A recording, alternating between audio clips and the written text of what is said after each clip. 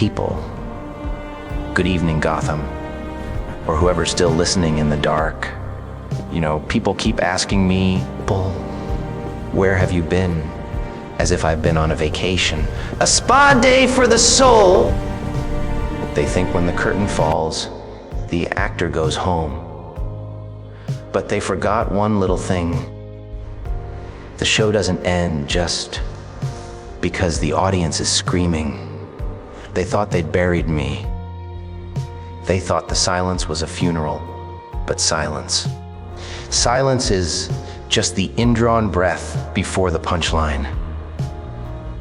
And I've been holding my breath for a long time. Are you ready to hear the joke? It's a 10-day countdown, and by the end, everyone's going to be dying to hear it. You can't just rush into a masterpiece, can you? No. That's the mistake the amateurs make. They think brilliance is a sprint. They think you just barge through the door, swinging a crowbar, with all the grace of a falling piano, leaving nothing but a wet, unrefined mess on the floor. Where's the theater in that? Where's the poetry? If you just give them the ending right away, you've robbed them of the most delicious part of the meal. You've given them the punchline without the setup. And frankly, that's just bad manners. A true artist understands that the real work, the real magic, happens long before the first drop of blood hits the stage. It happens in the quiet. It happens in the waiting. People. It happens in the agonizing stretch of time where the world knows something is coming, but they don't know when, and they certainly don't know how.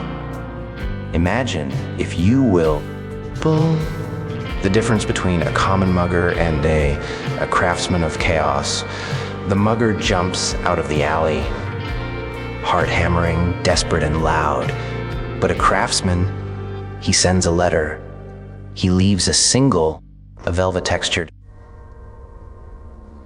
purple card resting perfectly centered on a silk pillow in a room that was supposed to be locked from the inside.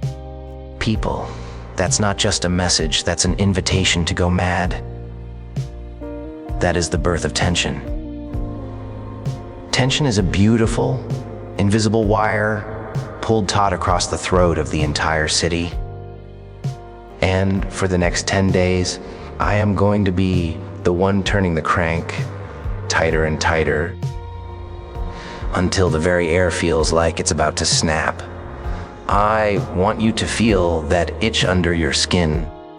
People, the one you can't quite reach, the one that makes you want to peel back the layers just to see what's humming underneath. Bull, I want you to look at every shadow in your hallway and wonder if it's just a trick of the light or if the darkness is finally starting to smile back at you. I want you to jump when the floorboards creak.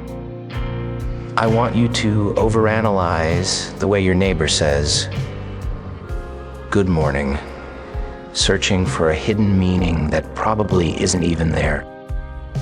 Or is it? That's the fun of it. The anticipation is a poison that you brew yourself.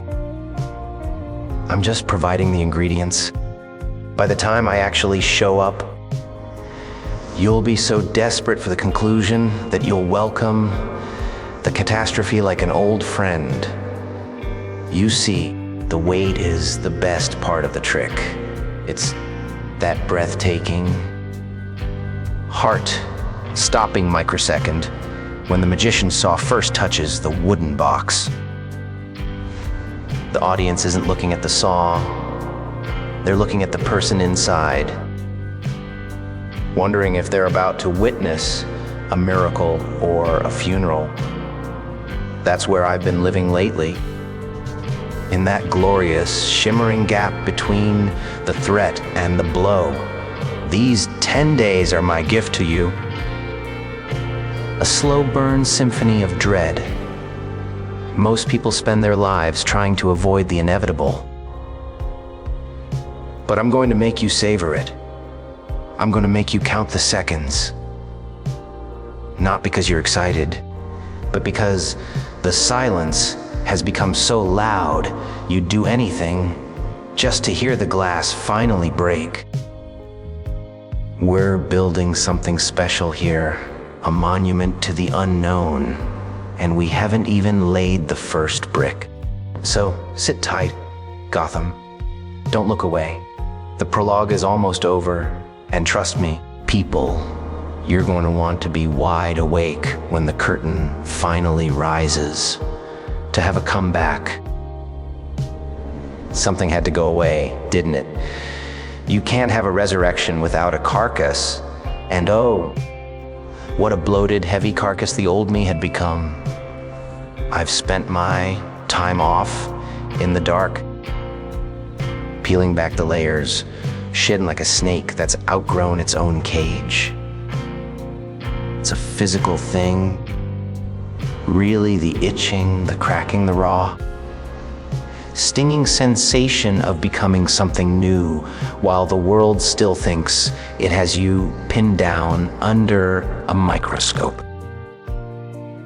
They think they know the measurements of my mind. They think they've filed my madness under P for predictable, but that's the tragedy of your boring, linear lives, isn't it? You're stuck in a loop, repeating the same breakfast, the same commute, the same terrified prayers, hoping that the monsters in your closet stay the same shape so you don't have to buy new locks. You expect the flower label to squirt acid. You expect the crowbar to swing at the same angle. How dull. If I did what you expected, I wouldn't be a comedian, I'd be a bureaucrat. And frankly, people, the thought of being that boring makes me want to scream until my lungs turn inside out. The old punchlines, they're stale. They're like bread left out in the rain, soggy, tasteless, and fit only for the birds.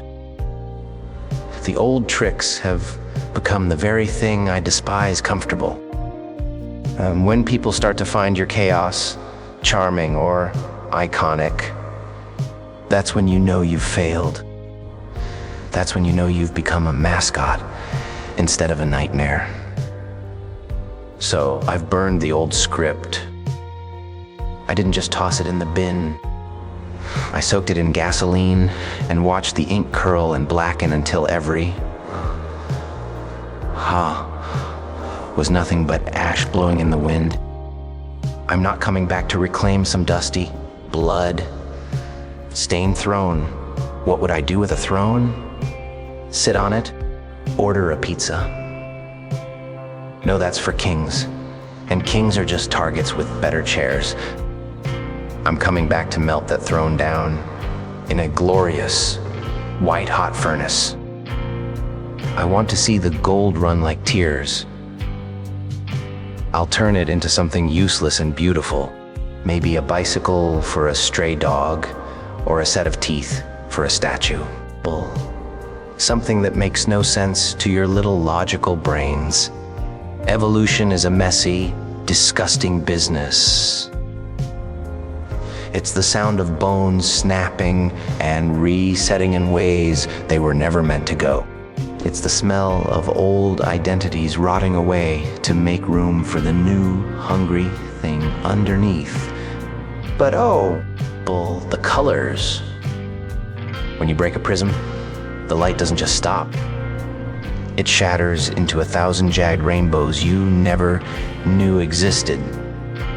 That's what this comeback is. It's the shattered rainbow. You think you're prepared for the Joker, but you're prepared for a ghost. A memory of a man who liked playing with cards. This new version, he doesn't want to play a game with you. He wants to rewrite the rules of gravity while you're mid-fall. You're waiting for the old song to start, But I've changed the frequency. I've tuned myself to a pitch so high, only the rabid dogs can hear it. By the time I'm done, you won't even recognize the hand that's shaking yours. It's going to be vibrant, violent, and utterly, wonderfully new. You wanted a show. Well, the old actor has left the building, and the new one doesn't care if you like his performance. He just wants to see if you can handle the encore. A hero is nothing without a villain, but a comedian? Oh, these civilized people, a comedian is absolutely nothing without his hecklers. You see, the hero needs the villain to justify his own boring existence. People, to give him a reason to put on those tight suits and brooding expressions. But the comedian needs the audience to react, to gasp, to choke on their own breath when the joke goes a little too far. And you, all of you out there in the dark, you have grown so terribly, wonderfully comfortable, haven't you? It's been so quiet lately. Civilized people, you've been tucking yourselves in at night, pulling the blankets up to your chins, whispering to yourselves that the nightmare is over. You actually started to believe that the streets were safe just because the laughter stopped ringing in the alleys. You mistook my silence for an ending, and in that silence, you let your guard down. You started to trust the world again. What a delicious, tragic mistake that is. I've sat in the shadows and watched you, and I have to confess, I've missed your terrified little faces more than I can put into words. There is a specific kind of twitch in a person's eye when they realize the safety net is gone. A specific shade of pale that only comes from genuine, unadulterated realization. I've missed being the one to give you that look. This comeback, you see. It isn't just some selfish vanity project for me. I'm not that narcissistic.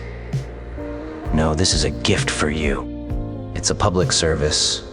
Really, you've forgotten the most basic truth of your existence. And I am the only one kind enough to remind you. You need me to stand there and point out the punchline that the entire world, with all its laws and its skyscrapers and its precious little families, is only ever one bad day away from a standing ovation. These civilized people, you walk on a tightrope over a volcano, and you've convinced yourselves it's a sidewalk. I'm just here to shake the rope. I'm here to show you that the thin veneer of civilization you're so proud of is as fragile as a wet paper bag. Without me, you just keep drifting along in your gray. Miserable routines, never knowing how close you are to the edge. I provide the perspective. I provide the spark that makes the whole dark comedy of life actually mean something. So, consider these 10 days your rehearsal. This isn't just a waiting period. It's a training camp for the soul. I want you to feel the dread building up in your chest like a balloon about to pop. I want you to look at your neighbors and wonder if they'll be the ones to break first. Use this time wisely. Practice your screaming. Go ahead, do it in the shower, do it into your pillow, do it in the middle of a crowded street. It really does help the lungs, you know. It clears out the cobwebs, gets the blood pumping for the real show. You've been breathing the stale air of safety for far too long, and your voices have grown thin and weak. People, by the time I arrive on day 0, I want you to be in peak condition. I want your voices to be raw and your nerves to be frayed like old cables. You need to be ready to participate, because a joke isn't funny if the audience is asleep. I'm bringing the punchline, Gotham, but you have to bring the scream. It's the only way the rhythm of the bit works. Don't let me down. I've put so much thought into the seating arrangements. They'll try to find a pattern. I can already see them. Those frantic little men in their cheap suits, huddled over their glowing monitors and coffee-stained clipboards. The police, the profilers, the experts with their degrees in human behavior. They'll be scratching their heads until their scalps bleed, asking the same tired question. What's his plan? They want a map. They want a motive they can wrap their heads around, something they can file away in a drawer labeled rational. But that's the punchline they never see coming! There is no plan. There is no grand strategy or hidden agenda. Plans are the frantic, sweaty handiwork of people who are absolutely terrified of the future. A plan is just a cage you build for yourself because you're too scared to let the wind blow you where it wants. They think I'm playing chess, people, but I'm just the guy who pours gasoline on the board and asks if anyone has a light. My comeback isn't a military operation, it's a return to nature.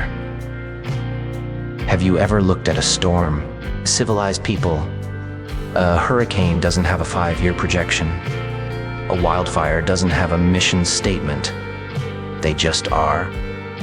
They represent the beautiful, people, terrifying honesty of the world before men started drawing lines on maps and making up rules about which side of the street you're allowed to walk on.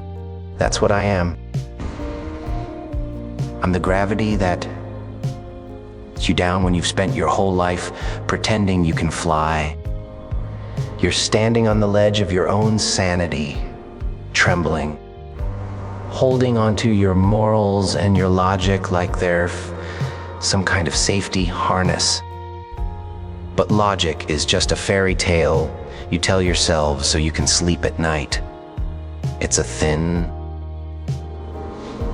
brittle crust over a boiling ocean of madness, and I'm the crack in the floor. I'm here to show you that the systems you worship, the banks, the courts, the order of things, are just a giant, complicated joke that nobody dared to laugh at. Until now, when the walls start coming down and the sirens start singing their beautiful, dissonant songs, the experts will realize that their patterns were just illusions they projected onto the dark. You can't predict the path of a leaf in a gale, and you certainly can't predict me. I am the variable that makes the equation explode.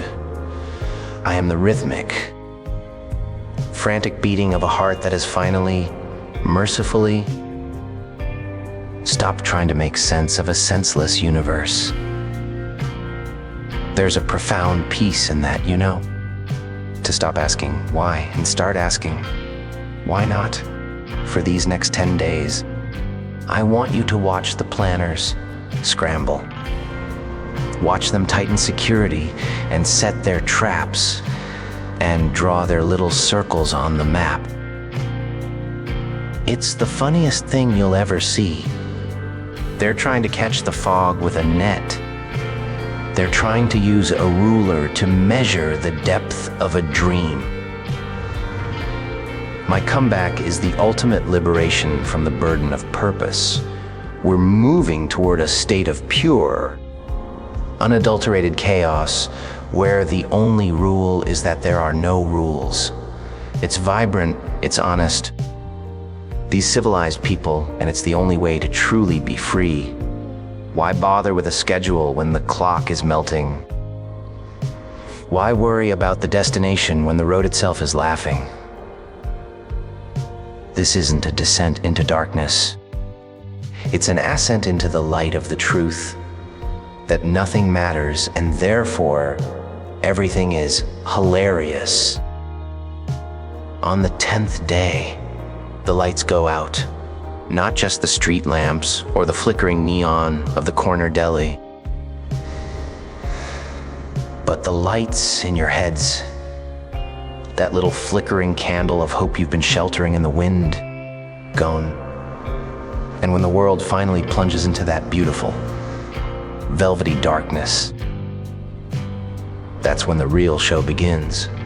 You see, when the lights come back on, and they will, oh, they will, everything is going to look exactly the same, yet feel entirely wrong. I won't be standing behind some reinforced glass wall in a white room. And I won't be at the end of some heavy iron chain like a dog in a kennel.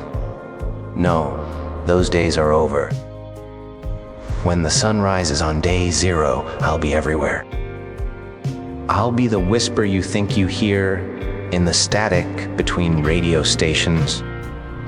I'll be the shadow on your bedroom wall that stays still just a second too long after you move. Bull. I'm moving out of the physical and into the atmosphere. The countdown isn't a warning, you see.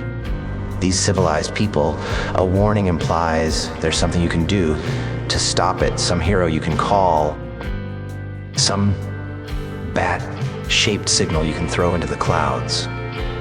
But there's no stopping the sunrise, is there? This isn't a threat, it's a celebration. It's the grand opening of a world that's finally stopped pretending to be sane. The world is a dark, cold, miserable place, and most people spend their entire lives shivering, trying to pretend the radiator is still working. But I'm not like most people. I'm bringing the matches. I'm bringing the kind of heat that doesn't just warm your toes, it melts the foundations. We're gonna light a fire so big, so bright, and so gloriously chaotic that they'll be able to see the glow from the moon. Can you imagine the astronauts up there, looking down at a planet that's finally found its spark, wondering what the punchline was? On day 0, the theater becomes the world, and the world becomes the theater. There won't be any more us and them. No more good guys and bad guys. Just a city full of people who have finally realized that the cage doors were never actually locked. That's my gift to you, the ultimate punchline. I've spent 10 days building the tension. 10 days letting the itch turn into a rash. 10 days making sure your lungs are primed for the scream of a lifetime. And then, in one blinding moment of clarity, the joke will land. It's going to be a riot of color in a gray world. A symphony of breaking glass and howling laughter. You've all been waiting for the return of a man, but what's returning is an idea that can't be handcuffed, an idea that doesn't need a permit to exist. People.